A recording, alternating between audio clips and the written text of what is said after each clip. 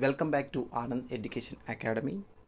APPC group 2 మెయిన్స్లో భాగంగా Indian ఎకానమీలో నేషనల్ ఇన్కమ్ అనే టాపిక్, జాతీయ ఆదాయం అనే టాపిక్ చూద్దాం. ఈ జాతీయ ఆదాయంలో కూడా మనకు జాతీయ ఆదాయ భావనలతో ఈ క్లాస్ స్టార్ట్ చేద్దాం. నెక్స్ట్ జాతీయ ఆదాయం గురించి క్లారిటీగా చూసుకుందాం. అసలు ఈ క్లాస్లో మనకు జీడిపి అంటే ఏంటి, జిఎన్పి అంటే ఏంటి, ఎన్డిపి, ఎన్ఎన్పి, ఇవన్నీ అసలు తరుగుదల అంటే ఏంటి, వెస్టి ఆదాయం అంటే ఏంటి, వ్యయార్హ ఆదాయం అంటే ఏంటి, ఇవన్నీ కూడా మనం ఈ క్లాస్లో సవివరంగా నేర్చుకొని దాంతో క్లాస్ 2లో మనం ఇంకా క్లారిటీగా నేర్చుకుందాం. జాతీయ ఆదాయ భావనలు. అసలు జాతీయ ఆదాయం అంటే ఏంటో చూద్దాం. ఓకే, ఒక దేశంలో నిర్ణీత కాలంలో ఉత్పత్తి చేసినటువంటి వస్తువుల మరియు సేవల యొక్క విలువ లేదా మార్కెట్ యొక్క విలువ మొత్తాన్ని జాతీయ ఆదాయం లేదా నేషనల్ ఇన్కమ్ అని అంటారు. Very very important. ఓకే, అయితే ఈ జాతీయ ఆదాయ భావనలో స్థూల దేశీయోత్పత్తి, స్థూల జాతీయోత్పత్తి, నికర జాతీయోత్పత్తి, ఉత్పత్తి కారకాల దృష్ట్యా జాతీయ ఆదాయం, వెస్టి ఆదాయం, వ్యయార్హ ఆదాయం మరియు తలసరి ఆదాయం అనే అంశాలు ఈ జాతీయ ఆదాయ భావనలో ఉంటాయి. ఇప్పుడు ఈ క్లారిటీగా మనం చూద్దాం. అసలు జీడిపి అంటే ఏంటి అనగా స్థూల దేశీయోత్పత్తి, దీన్ని ఇంగ్లీష్లో gross domestic product, GDP, gross domestic product. Okay, ఇక్కడ డొమెస్టిక్ అనే పదాన్ని మనం గుర్తుపెట్టుకుంటే సరిపోతుంది. డొమెస్టిక్ ఒక దేశంలో ఒక సంవత్సర కాలంలో ఉత్పత్తి చేసినటువంటి వస్తు సేవల యొక్క మార్కెట్ విలువను స్థూల దేశీయోత్పత్తి, జీడిపి అంటారు. ఈ భావనలో వస్తు సేవల ఉత్పత్తి స్వదేశంలోనే నిర్వహించబడాలి. ఇక్కడ డొమెస్టిక్ అంటే స్వదేశం అని చెప్తాం కదా, ఇలా నిర్వహించబడాలి. ఇక్కడ జీడిపి అనేది దేశ భౌగోళిక సరిహద్దులో జరిగిన ఉత్పత్తిని సూచిస్తుంది. అనగా ఇండియా మరియు ఇండియా యొక్క భౌగోళిక సరిహద్దులలో, ఇక్కడ టోటల్ ఇండియా లోపల. ఓకే, జీడిపిలో తరుగుదల అనేది కలిసి ఉంటుంది. అసలు తరుగుదల అంటే ఏంటి సార్ అని డౌట్ రావచ్చు. తరుగుదల అంటే చూద్దాం. నోట్ చూడండి. స్థిర మూలధన వస్తువులైనటువంటి యంత్రాలు కానీ, ఫ్యాక్టరీలు మరియు ఇతర వస్తువులు ఉత్పత్తి ప్రక్రియలో పాల్గొన్న కొంతకాలం తర్వాత మన్నికను కోల్పోతాయి. దీన్ని తరుగుదల అంటారు. ఇంగ్లీష్లో డిప్రిసియేషన్. దీన్ని తరుగును డితో సూచిస్తారు. గుర్తుపెట్టుకోవాలి మనం. ఎగ్జాంపుల్ చెప్తాను చూడండి. ఒక ట్రాక్టర్ కొన్నాం. ఒక 2000 సంవత్సరంలో ఒక ట్రాక్టర్ కొన్నాం మీ యొక్క వ్యవసాయ పనుల నిమిత్తం. ఈ కాలం నాటికి 2000 సంవత్సరం నుంచి 2000 కొంచెం వాడడం జరుగుతుంది. పొలం పనుల సంబంధించడంలో మన్నిక కోల్పోవడం జరుగుతుంది. దాన్ని మనం తరుగుదల అని చెప్పవచ్చు. ఓకే, స్థూల విలువ నుండి నికర విలువను తీసేస్తే తరుగుదల వస్తుంది. స్థూల విలువ నుండి నికర విలువను తీసేస్తే మనకు తరుగుదల వస్తుంది. ఈ యొక్క తరుగుదల యొక్క ఫార్ములా చూద్దాం. D is equal gross for net, D is equal G minus N అని గుర్తుపెట్టుకోవాలి. ఇక డి అంటే డిప్రిషియేషన్, తరుగుదల, జీ అంటే గ్రాస్ అనగా స్థూల విలువ, ఎన్ అంటే నెట్, నికర విలువ. ఓకే, తరుగుదల ఈజ్ ఈక్వల్ స్థూల విలువ మైనస్ నికర విలువ అని అర్థం. అంతే. ఓకే, ఇక్కడ గ్రాస్ అంటే ఏంటి సార్ అని డౌట్ రావచ్చు. గ్రాస్ అనగా స్థూల లేదా మొత్తం అని గ్రాస్ అంటారు. ఎన్ అంటే నెట్, నికరం లేదా మిగిలిన. దీనికి ఒక ఎగ్జాంపుల్ చెప్తాను చూడండి. నోట్ చూడండి. ఒక వ్యక్తి వద్ద లేదా మీ వద్ద ఒక 1000 రూపాయలు కలవనుకోండి. ఇందులో ఒక 200 రూపాయలు మనకు మొబైల్ రీఛార్జ్ కోసం ఖర్చు పెట్టాం. ఎగ్జాంపుల్ చెప్తున్నాను. పోతే అతని వద్ద ఇప్పుడు ఎంత ఉంది? 800 రూపాయలు కలవు. 1000 రూపాయల నుంచి 200 రూపీస్ మొబైల్ రీఛార్జ్ వాడితే ఎంత ఉంటాయి? 800 రూపీస్ ఉంటాయి. ఈ 800 రూపీస్ కలవు. ఇందులో 1000 రూపాయలు ఉన్నాయి కదా, దీన్ని గ్రాస్, స్థూల లేదా మొత్తం అంటారు. 800 రూపాయలు మిగిలినాయి, 800 రూపాయలు. ఈ 800 రూపాయలని నెట్, నికరం లేదా మిగిలింది అని అంటారు. గుర్తుపెట్టుకోవాలి. ప్రతి పదం ఇంపార్టెంట్. దేశీయ అనగా దేశ భౌగోళిక సరిహద్దులలో ఆ దేశీయులచే కానీ విదేశీయులచే కానీ చేయబడిన ఉత్పత్తిని గుర్తుపెట్టుకోవాలి. ఇక నోట్ చూడండి. జాతీయ ఆదాయ గణనలో ఎవరు ఉత్పత్తి చేశారు అనడం కంటే ఎక్కడ ఉత్పత్తి చేశారనేది ముఖ్యము. ఓకే, జీడిపి యొక్క ఫార్ములా వెరీ వెరీ ఇంపార్టెంట్. మనకైతే ఎగ్జామ్లో కూడా అడిగారు. ప్రతిదీ నేర్చుకోవాలి. జీడిపి అంటే ఏంటి, జిఎన్పి అంటే ఏంటి, ఎన్డిపి అంటే, ఎన్ఎన్పి అంటే, దాని యొక్క ఫార్ములాస్ కూడా ముఖ్యం మనకు. డైరెక్ట్ ఈ ఫార్ములా వచ్చి దేని సూచిస్తుందని అడగవచ్చు. Okay, GDP is equal C plus I plus G plus X minus M. ఇది 1 కాదండి, ఐ. అసలు సి అంటే ఏంటి సార్? సి అనగా GDP is equal C plus I plus G plus X minus M. C is equal conception, కన్సెప్షన్గా వినియోగం అని అర్థం. ఐ ఈజ్ ఈక్వల్ ఇన్వెస్ట్మెంట్, పెట్టుబడి అని. జీ అనగా గవర్నమెంట్ ఎక్స్పెండిచర్, ప్రభుత్వ యొక్క పెట్టుబడిని. ఇందులో ఎక్స్ మైనస్ ఎం, ఎక్స్ అనగా ఎక్స్పోర్ట్స్. ఏదైనా సార్ ఎక్స్ అంటే ఎక్స్పోర్ట్స్ అంటే ఈ రావాలి కదా, లేదండి ఇది మీరు నేను చెప్పేది కాదు, అర్థమవుతుందా? ఇట్లానే గుర్తుపెట్టుకోవాలి. ఎక్స్ అనగా ఎక్స్పోర్ట్స్ అనగా ఎగుమతులు, ఎం అనగా ఇంపోర్ట్స్ అనగా దిగుమతులు. ఇక్కడ ఎగుమతులు మైనస్ దిగుమతులు చేస్తే మనకు నికర ఎగుమతులు, నెట్ ఎక్స్పోర్ట్స్ అనేవి వస్తుంది.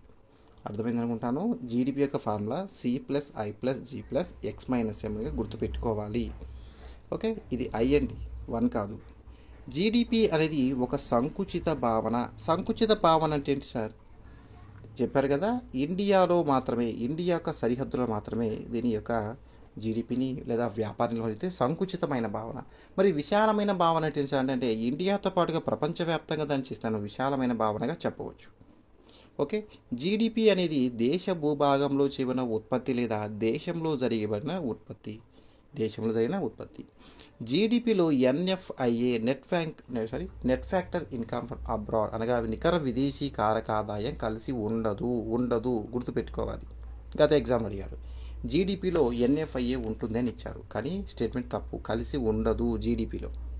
నెట్ ఫ్యాక్టర్ ఇన్కమ్ అబ్రాడ్ అంటే ఎన్ఎఫ్ఐఏ అంటే దాని గురించి నేను క్లారిటీ చేస్తాను. ఓకే, జీడిపి అనేది ఆర్థిక కార్యకలాపాల యొక్క అత్యంత సాధారణంగా ఉపయోగించే కొలత. జీడిపి యొక్క మొదటి ప్రాథమిక భావన 18వ శతాబ్దం చివరిలో కనుగొనబడింది. ఈ ఆధునిక భావనను అమెరికాకు చెందిన ఆర్థికవేత్త సైమన్ కుజునెట్స్ 1934 అభివృద్ధి చేశారు. మరియు 1944 సంవత్సరంలో బ్రెటన్ వుడ్స్ యొక్క సమావేశంలో దేశ ఆర్థిక వ్యవస్థ యొక్క ప్రధాన కొలతగా ఈ జీడిపిని స్వీకరించడం జరిగింది. ఇక్కడ చూడండి, ఫాదర్ ఆఫ్ జీడిపి అని సైమన్ కుజునెట్స్గా పేర్కొనడం జరుగుతుంది. ఇంపార్టెంట్ మనకి ఇక్కడ. సిఎస్ఓ సెంట్రల్ స్టాటిస్టిక్ ఆఫీస్ లేదా కేంద్ర గణాంక సంస్థ అంటారు. భారతదేశంలో జాతీయ ఆదాయాన్ని లెక్కించే సంస్థ సిఎస్ఓ. Very very important. మరియు ఈ సిఎస్ఓ యొక్క ఏర్పాటు 1951 మే 2న ఏర్పాటు చేశారు. సిఎస్ఓను కొంచెం పేరును వేరే సంస్థలతో కలిపేసి సిఎస్ఓను ఒక పేరు మార్చారు. దాని గురించి మీకు క్లారిఫై చేస్తాను. సిఎస్ఓ 1951 ఏర్పడని చెప్పాను కదా. అయితే సిఎస్ఓ ఈ జాతీయ ఆదాయాన్ని 1954 నుండి గణిస్తుంది. సిఎస్ఓ జాతీయ ఆదాయాన్ని ప్రస్తుత ధరలో మరియు స్థిర ధరలో లెక్కిస్తుంది. ప్రస్తుత ధరలు అంటే ఎగ్జాంపుల్గా మనం 2024 ధరలుగా తీసుకోవచ్చు. ఒక స్థిర ధరలు అనగా మనకు 2011-12 ఆధార సంవత్సరం అంటాను కదా, దీన్ని కూడా స్థిర ధరలుగా చెప్పవచ్చు. ఓకే, అయితే ప్రారంభంలో ఈ సిఎస్ఓ యొక్క గణాంకాలను వైట్ పేపర్ అనే పేరుతో పిలిచేవారు. మరియు 1977 నుండి నేషనల్ అకౌంట్స్ అండ్ స్టాటిస్టిక్ పేరుతో ఈ గణాంకాలను సిఎస్ఓ ప్రచురిస్తుంది. ఎన్ఎస్ఎస్ఓ 1950లో ఏర్పాటు చేయబడింది. ఇక నోట్ చూడండి, 2019 మే 23న భారత ప్రభుత్వం, ఇండియన్ గవర్నమెంట్ ఎన్ఎస్ఎస్ఓను సెంట్రల్ స్టాటిక్ ఆఫీస్తో కలిసి చూడండి, ఎన్ఎస్ఎస్ఓను సిఎస్ఓతో విలీనం చేసి నేషనల్ స్టాటిస్టికల్ ఆఫీస్ ఎన్ఎస్ఓగా ఏర్పాటు చేసింది. ఇప్పుడు చూడండి, భారతదేశంలో జాతీయ ఆదాయాన్ని గణన చేసే సంస్థ ఇది సిఎస్ఓ. ఈ సిఎస్ఓనే ఎన్ఎస్ఓగా మార్చారు, గుర్తుపెట్టుకోవాలి. ఏ సంస్థలు విలీనం చేసి ఎన్ఎస్ఎస్ఓను మరియు సిఎస్ఓను కలిపి ఎన్ఎస్ఓగా ఎన్ఎస్ఓ నేషనల్ స్టాటిస్టికల్ ఆఫీస్గా 2019 మే 23న ప్రభుత్వం జారీ చేసింది. ఇప్పుడు మీకు డౌట్ అవ్వచ్చు, భారతదేశంలో జాతీయ ఆదాయాన్ని గణన చేసేవారు ఎవరంటే సిఎస్ఓ ఉంటే మనం సిఎస్ఓగా పెట్టుకోవాలి, లేదా ఎన్ఎస్ఓ ఇస్తారు. 99% ఎన్ఎస్ఓనే ఉంటుంది. నేను బెట్ చేశారు కదా, మనం గుర్తుపెట్టుకోవాలి ఎన్ఎస్ఓ అని. ఎన్ఎస్ఓ ఇస్తే సిఎస్ఓ ఇవ్వరు, సిఎస్ఓ ఇస్తే ఎన్ఎస్ఓ ఇవ్వరు, ఏదైనా ఒకటే ఇస్తారు. ఓకే, ప్రస్తుత భారతదేశ ఆధార సంవత్సరం 2011-2012. Very very important. గతంలో భారతదేశ ఆధార సంవత్సరం 2004-2005 ఉంది. దీన్ని రద్దు చేసి ప్రస్తుత భారతదేశం 2011-2012 ఆధారంగా తీసుకుంటుంది. నోట్ చూడండి, భారతదేశంలో జాతీయ ఆదాయాన్ని మిశ్రమ పద్ధతిలో లెక్కిస్తారు. Very very important. గత గ్రూప్ 2 ఎగ్జామ్లో అడగడం జరిగింది. స్థూల జాతీయోత్పత్తి జిఎన్పి, గ్రాస్ నేషనల్ ప్రోడక్ట్ గురించి చూద్దాం. ఒక సంవత్సర కాలంలో ఒక దేశ ప్రజల లేదా పౌరులచే ఉత్పత్తి చేయబడిన అంతిమ వస్తు సేవల యొక్క మార్కెట్ విలువను స్థూల జాతీయోత్పత్తి జిఎన్పి అంటారు. గుర్తుపెట్టుకోవాలి. ఇవన్నీ మన క్లారిటీ నేర్చుకుంటే మనకు జాతీయ ఆదాయం అనే పదజాలంతో కూడా ఉంటుంది. డైరెక్ట్గా G+C+ ఏంటంటే అర్థమవుతుంది. ఈ భావనలో వస్తువులు సేవలు ఎవరు ఉత్పత్తి చేశారనేది ప్రాముఖ్యత కలిగి ఉంటుంది, కానీ ఉత్పత్తి అనేది ముఖ్యం కాదు. గుర్తుపెట్టుకోవాలి. ఇక్కడ జిఎన్పి అనేది పౌరులకు ప్రాధాన్యత ఇస్తుంది. నేషన్ లేదా నేషనల్ గుర్తుపై నేషనల్. ఒక దేశ పౌరుడు స్వదేశంలోను లేదా విదేశాల్లో చేసిన ఉత్పత్తి కూడా లెక్కించబడుతుంది ఈ జిఎన్పిలో. ఇంపార్టెంట్ మనకి.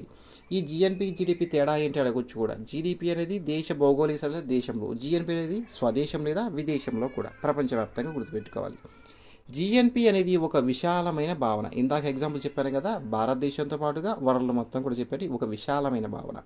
మరియు జీడిపి అనేది ఏంటి, సంకుచిత భావన. మరియు జిఎన్పి అనేది ఏంటి, ఒక విశాలమైన భావనగా గుర్తుపెట్టుకోవాలి మనం. ఇందులో ఒక దేశ పౌరుడు ప్రపంచంలో ఎక్కడైనా ఉత్పత్తి చేయవచ్చు.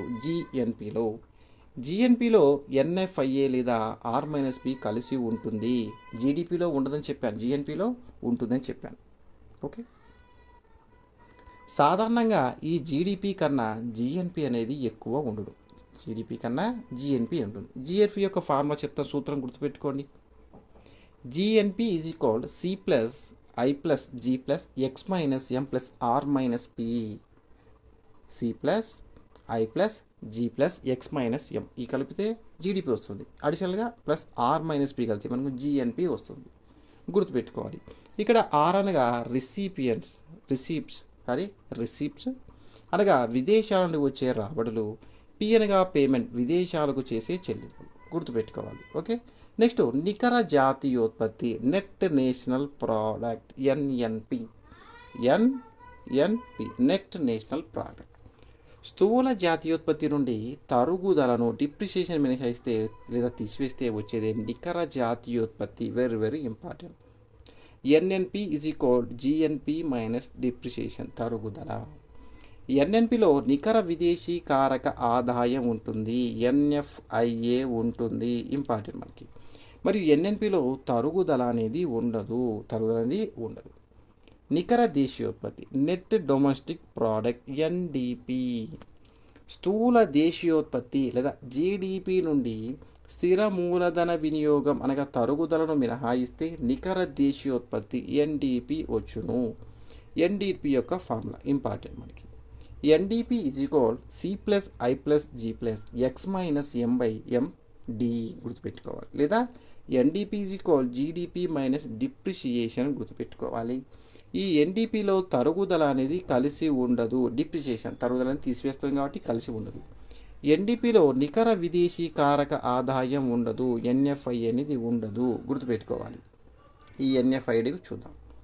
నికర విదేశీ కారక ఆదాయం NFIA net factor income from abroad అంటారు. ఇంపార్టెంట్గా విదేశాల నుంచి వచ్చే రాబడుల నుండి విదేశాలకు చేసే చెల్లింపులను తీసివేయగా వచ్చేదే నికర విదేశీ కారక ఆదాయం. రిసిప్ట్ మరియు పేమెంట్స్ నుంచి వచ్చే ఆదాయం తీసివే మనకు NFIA net factor income from abroad అని వస్తుంది. గుర్తుపెట్టుకోవాలి మనం.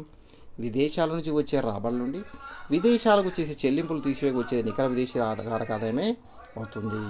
ఎన్ఎఫ్ఐఏ ఈజ్ ఈక్వల్ R-Pగా గుర్తుపెట్టుకోవాలి. R అంటే రిసిపిట్స్ అంటే విదేశాల నుంచి వచ్చే రాబడులు, P అంటే పేమెంట్ విదేశాలకు చేసే చెల్లింపులు. ఎన్ఎఫ్ఐఏ అంటే ఫార్ములా ఏంటి, R-P గుర్తుపెట్టుకోవాలి మనం.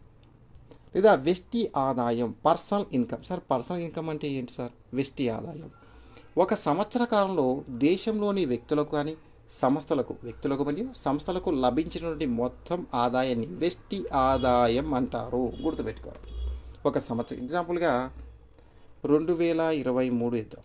ఈ 2023లో వ్యక్తులకు ఒక 20 కోట్లు వచ్చాయనుకోండి, మరి సంస్థలకు 50 కోట్లు వచ్చాయనుకోండి, మొత్తాన్ని కలిపి మనకు వెస్టి ఆదాయం అంటారు. వెస్టి ఆదాయం ఈజ్ ఈక్వల్ ఉత్పత్తి కారకాల దృష్ట్యా జాతీయ ఆదాయం మైనస్ కార్పొరేట్ పన్నులు మైనస్ పంచని లాభాలు మైనస్ సాంఘిక సంక్షేమ విరాళాలు ప్లస్ బదిలీ చెల్లింపులు. ఈ ఫార్ములా కూడా మనకు ఇంపార్టెంట్. వెస్టి ఆదాయం ఎలా వస్తుందంటే వెస్టి ఆదాయం పర్సనల్ ఇన్కమ్ ఈజ్ ఈక్వల్ ఉత్పత్తి కారకాల దృష్ట్యా జాతీయ ఆదాయం మైనస్ కార్పొరేట్ పన్నులు మైనస్ పంచని లాభాలు అలానే మైనస్ సాంఘిక సంక్షేమ విరాళాలు మరియు బదిలీ చెల్లింపులు. ఈ బదిలీ చెల్లింపుల గురించి మనం క్లారిటీ కూడా చూద్దాం. వ్యయార్హ ఆదాయం డిస్పోజబుల్ ఇన్కమ్. వెస్టి ఆదాయం నుండి వెస్టి పన్నులు పోగా మిగిలిన దానిని వ్యయార్హ ఆదాయం అంటారు. వెస్టి ఆదాయం నుంచి మనకు వచ్చిన ఆదాయం నుంచి ఈ పన్ను తొలగించగా మిగిలిన ఆదాయాన్ని అంటే మనం ఉపయోగించుకోదని వ్యయార్హ ఆదాయం. ఓకే, వ్యయార్హ ఆదాయం ఫార్ములా వెస్టి ఆదాయం మైనస్ వెస్టి పన్నులు. వ్యయార్హ ఆదాయం అనగా సూత్రం వెస్టి ఆదాయం మైనస్ వెస్టి పన్నులు, అందుకే వ్యయార్హ ఆదాయం వస్తుంది. నెక్స్ట్ తలసరి ఆదాయం, very very important. Per capita income. జాతీయ ఆదాయాన్ని దేశ జనాభాచే భాగించగా తలసరి ఆదాయం వస్తుంది. చూడండి ఇక్కడ తలసరి ఆదాయం per capita income is equal జాతీయ ఆదాయం బై దేశ జనాభా. గుర్తుపెట్టుకోవాలి మనం, జాతీయ ఆదాయం బై దేశ జనాభా.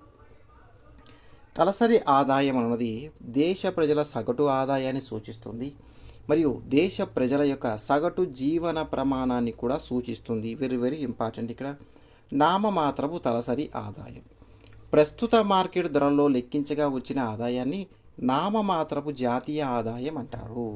ఈ ఆదాయాన్ని దేశ జనాభాచే భాగించగా నామమాత్రపు తలసరి ఆదాయం వస్తుంది. ఇక్కడ ఫామ్ చూడండి, నామమాత్రపు నామమాత్రపు తలసరి ఆదాయం ఈజ్ ఈక్వల్ నామమాత్రపు జాతీయ ఆదాయం బై దేశ జనాభా. నామమాత్రపు జాతీయ ఆదాయం బై దేశ జనాభాగా గుర్తుపెట్టుకోవాలి. ఓకే, వాస్తవ తలసరి ఆదాయం స్థిర ధరలు లేదా ఆధార సంవత్సరం. ఇందా చెప్పాను కదా, భారతదేశ ప్రస్తుతం వచ్చి 2010-2012 ఈ సంవత్సరం ఆధారంగా స్థిర ధరలు లేదా ఆధార సంవత్సర ధరలు లెక్కించగా వచ్చిన ఆదాయాన్ని వాస్తవ జాతీయ ఆదాయం అంటారు. ఈ జాతీయ ఆదాయాన్ని దేశ జనాభాచే భాగించగా వాస్తవ తలసరి ఆదాయం వస్తుంది. ఫార్ములా చూడండి, వాస్తవ తలసరి ఆదాయం ఈజ్ ఈక్వల్ వాస్తవ జాతీయ ఆదాయం బై దేశ జనాభాగా మనం గుర్తుపెట్టుకోవాలి. నెక్స్ట్ బదిలీ చెల్లింపులు. ప్రభుత్వం నుండి ప్రజలకు ఉచితంగా లభించే వాటిని బదిలీ చెల్లింపులు అంటారు. ఉదాహరణ చూడండి, నిరుద్యోగ భృతి, వృద్ధాప్య పెన్షన్లు కానీ, విద్యార్థులకు ఇచ్చే స్కాలర్షిప్లు కానీ, విరాళాలు కానీ, వీటిని ఏమంటారు? బదిలీ చెల్లింపులు అంటారు. గత ఎగ్జామ్లో అడిగారు, ఎగ్జాంపుల్స్ అన్నీ ఇచ్చి వీటిలో బదిలీ చెల్లింపులు కానిది ఇది అని అడుగుతారు. ఓకే, నెక్స్ట్ ఉత్పత్తి కారకాల ఖరీదు దృష్ట్యా జాతీయ ఆదాయం. ఒక ఆర్థిక వ్యవస్థలో నిర్ణీత సమయంలో ఉత్పత్తి కారకాల భూమి, శ్రమ, మూలధనం వ్యవస్థాపన పొందే ద్రవ్యరూపం. ఒక ఆర్థిక వ్యవస్థలో నిర్ణీత సమయంలో ఉత్పత్తి కారకాల భూమి కానీ, శ్రమ, మూలధనం వ్యవస్థాపన పొందే ద్రవ్యరూప ప్రతిఫలాలైనటువంటి బాటకము, వేతనము, వడ్డీ, లాభం కలిపితే వచ్చే మొత్తాన్ని ఉత్పత్తి కారకాల ఖరీదు దృష్ట్యా జాతీయ ఆదాయం అంటారు. ఫార్ములా చూడండి, ఉత్పత్తి కారకాల ఖరీదు దృష్ట్యా జాతీయ ఆదాయం ఈజ్ ఈక్వల్ మార్కెట్ ధరల్లో నికర జాతీయోత్పత్తి మైనస్ పరోక్ష పన్నులు ప్లస్ సబ్సిడీలు మైనస్ ప్రభుత్వ సంస్థల యొక్క లాభాలని మనకు అడుగుతుంది. నోట్ చూడండి, పరోక్ష పన్ను అనగా ఎక్సైజ్ సుంకం కావచ్చు లేదా అమ్మకపు పన్ను, ఎక్సైజ్ సుంకం మరియు అమ్మక పన్ను తదితర మనకు పరోక్ష పన్నులుగా గుర్తించవచ్చు. ఈ క్లాస్ను ఇక్కడితో స్టాప్ చేస్తున్నాను అండి. మరొక వీడియోతో మళ్ళీ క్లాస్ చేద్దాం. క్లాస్ 2లో కలుద్దాం. ఈ వీడియో మీకు నచ్చితే లైక్ అండ్ షేర్ చేయండి, మీ ఫ్రెండ్స్ కూడా షేర్ చేయండి. Thank you for watching. Have a nice day. Keep smiling.